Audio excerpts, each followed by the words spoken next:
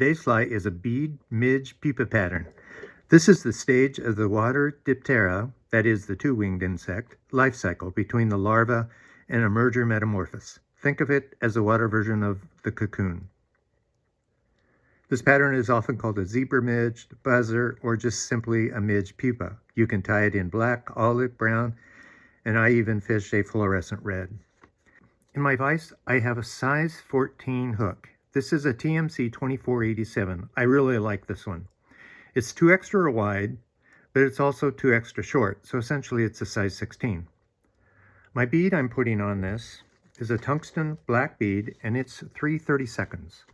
So put this in your hemostat. Now this one is countersunk, so we want to put the non-countersunk hole onto the hook.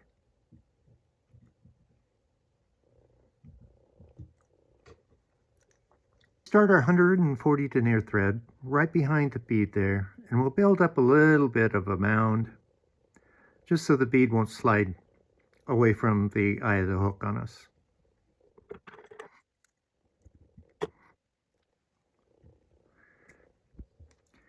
Now I like to time my flash at this time. I want it to be right behind the bead. It's just better to tie it in now. Make a few wraps, bring the other piece forward, and we're just going to wrap those so that they stay out of our way while we work on the rest of our fly.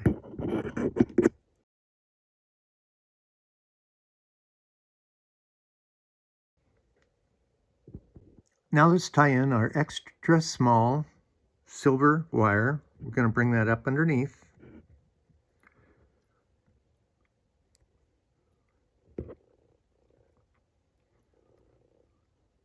And let's pull this to length.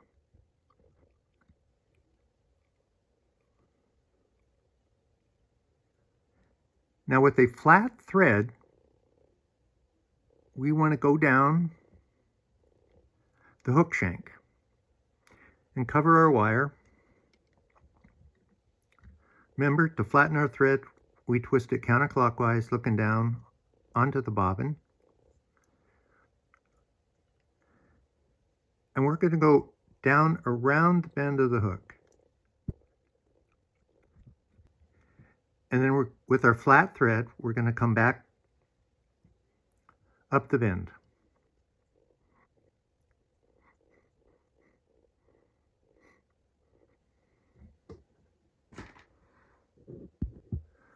Now let's wrap our wire forward with about 7 segments.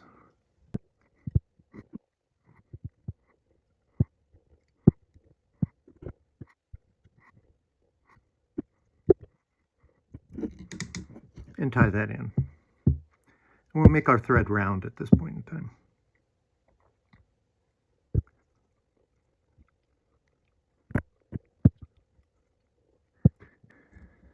And then just use the helicopter maneuver to break off that wire. A bit of a pointer. You can always take your little piece of wire you have left over for the next fly and put it in your hackle pliers to save it. That way you won't lose it. Now let's just build up a transition layer of thread.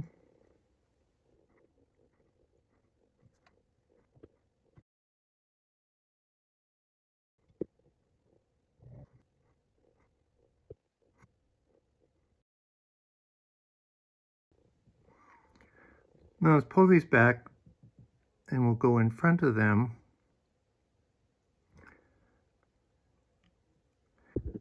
Take our whip finish tool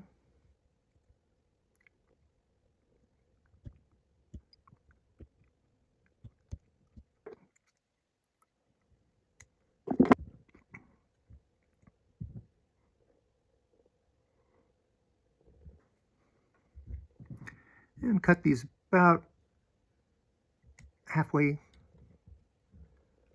bit more down the hook shank.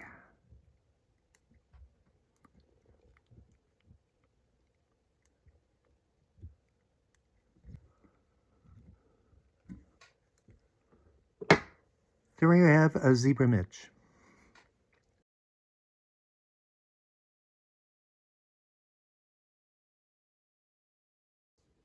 One of the takeaways from this lesson is to learn a little about beads. First, there are all kinds of colors. You have the widest selection of colors with plastic beads. Plus, you can get them translucent, which provides realistic simulation of internal insect organs. Tungsten has lots of options for colors, and some manufacturers provide fluorescent beads. Brass seems to have fewest options, with the most common being copper, silver, and gold colors. Second criteria for selecting a bead is size. This is directly related to the hook size and profile of the insect you are imitating. For the fly I'm tying, I am using a size 14 hook that is 2 extra short, effectively a size 16 hook. Therefore, I selected a 2.4 millimeter or 3/32 inch bead. This also provided the profile I was looking for, but a 2 millimeter bead size would also imitate a thinner insect. Then there is material selection. Plastic is most affordable with largest color selections. To sink the fly faster, you can add weight to your tippet. With plastic only 1.5 times heavier than water, some tyers and fly fishermen believe this provides more natural movement of the fly. Additionally, if you want to fish your bead just below the surface, plastic is the way to go. Plastic beads can be difficult to slide on hooks with tight bends. I have a mix of tungsten and plastic bead patterns in my fly box. Brass is an option for the budget-minded tyer that wants to get weight on their flies. Selection of color and barrel configurations, we'll discuss this topic later, can be limited. Sink rate on heavily dressed flies using brass beads can be frustratingly slow. Tungsten is the heaviest bead material by far. At 19 times heavier than water, you can get your fly down quickly. However, there is a monetary cost. And finally, usability. This is related to the hole through the bead and its ease to put on your hook. All beads are available with straight barrels. With a straight barrel, you can get the most weight for each bead size. Countersink holes on one side of the bead will allow the bead to go around most bend radii. Additionally, a countersink provides space for lead wraps to be secured into the bead barrel. Some plastic bead manufacturers produce countersunk plastic beads, but generally not available. Both brass and tungsten beads have options for countersunk holes on one end. Slotted barrels are available only on tungsten beads. This allows passage of the bead past the very tightest hook bends. You do lose a lot of mass with the slot, so sink rate will be impacted. Cone beads are primarily available in brass. We'll not cover the details of this bead configuration in this lesson and cover it further when we discuss more about streamers.